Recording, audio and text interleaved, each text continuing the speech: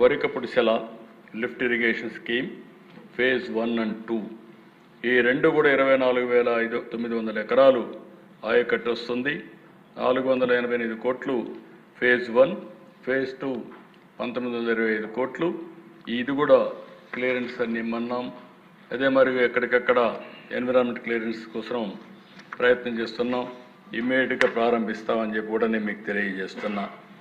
ఇవి కాకుండా వీళ్ళు చేసిన పని ఒక్కసారి మీరు చూస్తే లిఫ్ట్ ఇరిగేషన్ ప్రాజెక్ట్స్ 1008 ఉన్నాయి. 8,31,1,000 ఎకరాలు ఆయకట్టు ఉంది. 14-19 ఇదే మరికి రిపేర్లు పెట్టారు. ఆ రోజు కూడా 462 వర్కులు తీసుకొని మొత్తం రిపేర్లు చేశాం. 298 కోట్లు పెట్టాం. అంటే దగ్గర 2,97,000 ఎకరాలు స్టెబిలైజ్ చేశాం.